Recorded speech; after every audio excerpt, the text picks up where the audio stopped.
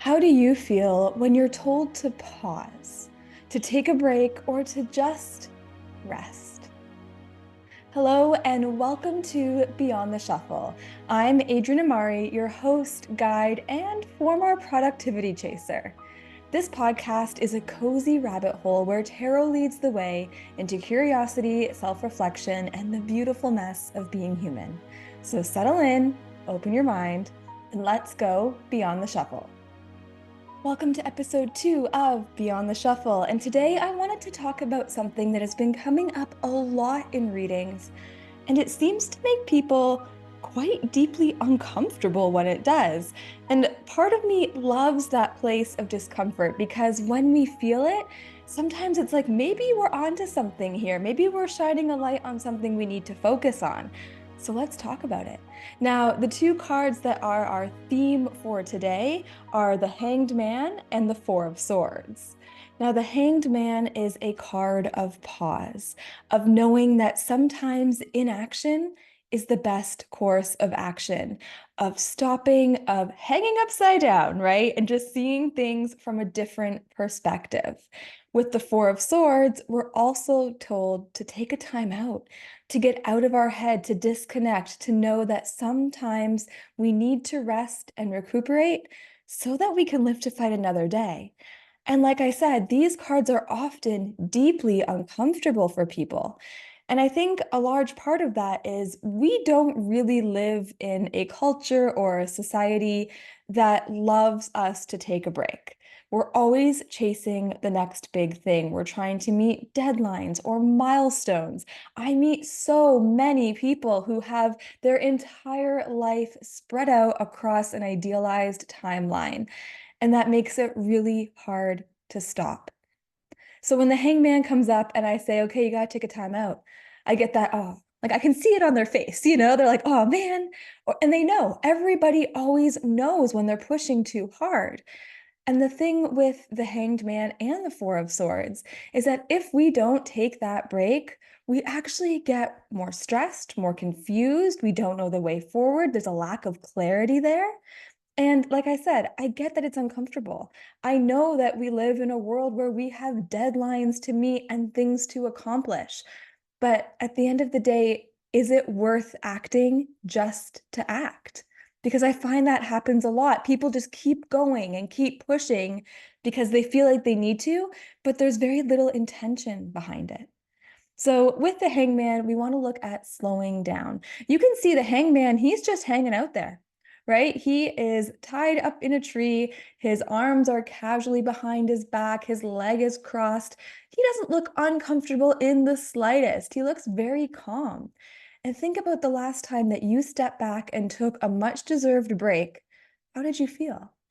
You probably felt a lot more calm, a little bit more relaxed. Maybe you saw different things, different paths forward. And we also have a halo around the hanged man's head because it is through this art of pause, through the art of contemplation, that he finds a different way through and he becomes more enlightened. And sometimes we need that slowing down for our brain to catch up, right? There's so much going on. Now with the Four of Swords, you can see it looks more like a tomb. It's funny, I did a reading the other day and she was like, oh, I thought this was kind of scary because he's laying there in a tomb. Is he dead? And I never really thought of it that way, but I mean, fair observation. But to me, the Four of Swords is like, look, we get so overwhelmed with everything going on in our life that our brain is on overload. Our nervous system can become overloaded. I have met so many people who live in a constant state of stress, and that's not healthy. Like, that is not healthy. That is not conducive to a good, happy, healthy life. And we need to start moving away from that. With the Four of Swords, what I also love is you'll see in the background of the card, there's a stained glass window, and there's actually the word pax in that window, and pax is Latin for peace, because sometimes it's that time out, that break, that rest, that relaxation that gives us the peace. Now, of course, there's a negative side to this, right? Sometimes we feel like we take too long. When the hangman comes up, I often say that sometimes that inaction is the best course of action, or that we need to take a step back so that we can take a step forward. And a lot of that time, it feels like a sacrifice. We're giving up something. We're giving up the idea of productivity, of progress. Maybe we even feel a sense of failure because we have to backtrack a little bit. But we need that. We need that adjustment. We need to see things from a different angle, from a different perspective a lot of the time to move through. With the Four of Swords, my favorite saying is rest now so that you can live to fight another day. Because if you keep pushing, you will burn out. And I think we've all been there where we've pushed, we've pushed, we've pushed, and the universe comes in because we're not listening and says, haha, here's your break. And it kind of makes it happen for us. This happened to my neighbor. She works so hard, doesn't take a whole lot of time for herself, kept pushing, and the universe basically got her bedridden, right? Where she couldn't get up, she couldn't move. She had to be hospitalized, she had to have surgery. It was a lot, but she learned the lesson that sometimes you have to stop pushing. Sometimes you need to give your body and your mind that break. And I think it's also important to note that this slowing down, this pausing, this rest is really a courageous act of self-care, because the negative side of it is that people often feel guilty for taking the step back or the time out. I hear it all the time. Well, I can't. I can't because of some arbitrary reason that isn't true, and we all do it. But I hear a lot, I can't, I don't have time, I don't deserve it, I feel guilty. Those are the four things I hear the most in resistance to the Hanged Man and the Four of Swords. And the truth is, you do have time. You have to prioritize your time to take that break, but to say that you don't have the time is just an excuse that you're making. If you have the time to sit here and listen to me, you have the time to take a moment for yourself. If you have the time to doom scroll on social media, you have the time to disconnect and take a break. If you have time to clean your house from top to bottom, to do all of your chores, to work late 3, 4, 5 times a week, you have the time to take a break. But you have to prioritize it. And I think that's the hard part because we feel a certain way about it. A lot of people, again, they feel that guilt, that shame, that if they stop, they're not being productive, they're not meeting deadlines, they're not on the timeline, they're falling behind. And there's a huge fear of falling behind, but that timeline only exists in your head. Maybe a little bit in society, of course, that's where it comes from, but you don't have to fall in line with that timeline. You're on your own timeline, right? So if you want the break, take the break. The dishes won't do themselves, but they'll still be there tomorrow. If you don't get them done tonight, the world will not end, I promise. And I think a lot of people get anxious with taking a break for a few reasons. One, by pausing and slowing down, we are left more to our thoughts. But the Four of Swords is kind of the quieting of our thoughts, the disconnecting from our thoughts, so that our nervous system and our body can be like, okay, I'm good. We can decompress, we can let go of some of that stress, right? So it's really getting out of the crazy active mind area so that, again, we can have the break that we need. And I talked to someone the other day too, and she says, well, I don't even know how to quiet my mind. And so many people don't. It's not a criticism. I have been there, and some days I still can't do it. It takes a lot of work, it takes a lot of practice, it takes a lot of surrendering, and it takes a lot of letting go. At the end of the day, you can't control your thoughts. You can't control what thoughts are coming in, what thoughts you're having, but you can choose to let them just pass by like cars on the street or drop down like raindrops on the window, right? You don't have to give power to them all. And we're going to talk more about this in later episodes. But I think the really important part of the Four of Swords is tuning out the mind, quieting the mind down so that you can have that rest. And I have to say, I used to be the person who always had to be doing. I found it so hard to slow down. I think part of it is when we slow down, we are confronted with things we maybe don't want to confront. So always being productive and active is a coping mechanism, but it's also deeply uncomfortable because you're like, I should be doing something. But what if your I should be doing something is I should be resting? I should be taking a break. I should be taking a time out. I should be taking a nice, comfy bubble bath, whatever it is that you want to do. So how do we really integrate the Hanged Man and the Four of Swords, their energy, their advice into our everyday lives? Now, with the Hanged Man, one thing I like to kind of jokingly say is go ahead and do a handstand. If you do a handstand and you look at the world around you, it looks like a vastly different place. And because the Hanged Man tells us that we need to see things from a different vantage point. He's hanging upside down, and you know that things look completely different. And sometimes by taking that step back, we realize that whether it's our path forward, our current situation, it's different from what we thought it was because we can now see it more clearly. We get that clarity. Now, I'm not saying you have to go do handstands every time you want to take a moment of pause, but I think it's kind of a fun activity. With the Hanged Man, it could be sitting in contemplation, just thinking about things, seeing what thoughts come in and out, not giving a whole lot of attention or power to them. It could also be the reminder to wait and see what happens instead of barreling forward and pushing your way through. This always sounds cheesy coming from me, I find, but see where the cards fall, right? Just see where everything lands and then make your choice, then make your forward movement, because sometimes you'll make a better decision, you'll have a better opportunity by waiting just a minute. Now, with the Four of Swords, if you like meditation, that's a great practice with the Four of Swords. And as someone who's always had a very busy mind, I know how difficult meditation can be. And I find that I get a lot of people that come to me that are in that same boat where they're like, oh, I can't meditate. It's too busy in here. I can't quiet my thoughts. I don't get anything out of it. It makes me anxious. And that's fair. That is 100% fair. Now, I have really gotten into meditation lately because I worked with it, I sat with it, and it does take practice. It's meditation practice, right? It does take practice to get out of your head and to kind of let those thoughts go. So if you're willing to stick with it and get kind of uncomfortable with it sometimes, it can be such a lifesaver. Like I love meditating now. But again, if you're not someone who likes to sit still and do that kind of work, realize that you can still do tasks in a meditative state. So for example, going for a walk. You can go for a walk just around your neighborhood, maybe listen to some calming music. Don't be listening to anybody talking or anything like that. Don't be checking social media as you're walking. Leave your phone at home or in your pocket if you want to listen to something, and just walk. Walk and just look at the world around you, and you'll find that your thoughts come and go and they drift. But because you're moving your body, there is a focus from your mind on doing something. A lot of people find washing dishes really meditative, so something else you could try. It could even just be tuning out the world, putting your phone down for a while, and watching a stupid TV show that you're not really paying attention to, but is kind of on. That can even be a form of that relaxation, where you're not actively engaging in a whole lot, but you're giving yourself that break. Now, I like to always see different interpretations of cards, and today I want to talk about the Hanged Man and the Four of Swords from the Prismavisions Tarot. It is my favorite deck. You'll probably hear me talk about it a lot because it's so beautiful. But the Hanged Man in the Prismavisions Tarot is just hanging in the water.